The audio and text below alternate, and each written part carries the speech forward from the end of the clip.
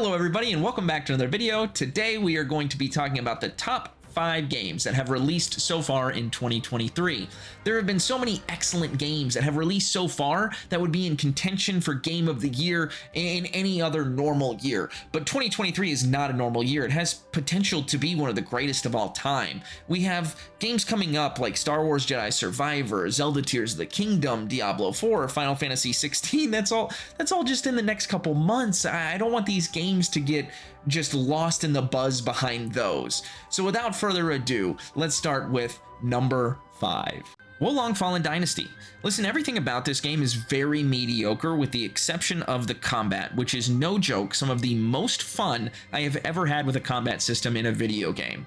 It's centered around deflections, which it's really similar to Bloodborne's parrying system in a way, where you have this red flash that comes up and that signals you to hit a deflection. And if you hit that deflection, boy, you get an awesome punish window and it's so satisfying to do major damage. But if you miss that deflection, you are about to get worked over by your enemy.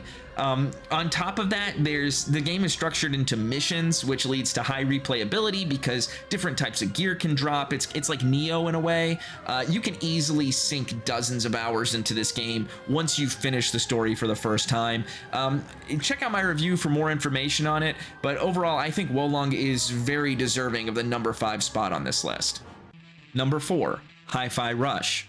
In my review, I described this game as if Devil May Cry and Guitar Hero had a baby, and I stand by that being the best description of this game. You have a rhythm game like Rock Band or Guitar Hero meshed perfectly together with an action game, and it provides just this great new spin on the genre. Every single combat encounter, you are trying to perform these complex combos to the beat of the background music, and it's just super fun and satisfying. And each combat encounter is scored like Devil May Cry from like an S ranking, possibly all the way down to a D ranking. There are brutal difficulty levels in this game, which leads to such high replayability if you really want to master the combat. The visuals and the music are phenomenal as well. The music you can just listen to over and over again, regardless of whatever you're doing. And the visuals, it's like you're just playing this beautiful cartoon. It is only $30, and that's an absolute steal. If you want more info on it, check out my review. Number 3, Metroid Prime Remastered. You know it's a great year in gaming when one of the widely regarded best games of all time comes in at number 3 on my list.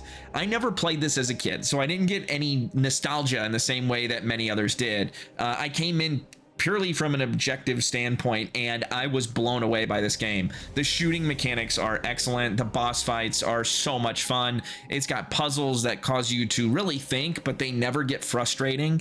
It just nails that feeling of playing a 2D Metroidvania, but in the 3D environments. And this is something that really needs to be experienced to understand what I'm talking about. My suggestion is go into this game completely blind. Don't look up guides.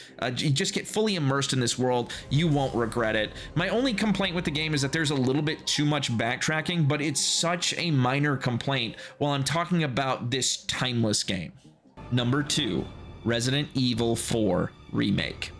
This is probably the scariest game I have ever played, and I loved every second of it. The atmosphere and pacing are nearly perfect, and I was just so invested in these characters and the story due to being unsure of everyone's motivations. The combat, it's got a claustrophobic feel to it because the camera is just right over your shoulder. The combat, it's also so much faster than many survival horror games out there, but it's not so fast that it loses the terrifying nature of it. The game is it's just so tense, and you're on the edge of the seat because you are expecting something horrible and terrifying to happen at all times. I love the puzzles that were just plentiful in this game. I never played it as a kid, so like with Metroid, I did not get that nostalgia hit like so many others did. I was looking at it purely from an objective standpoint, and in my opinion, this is just another timeless classic that needs to be experienced.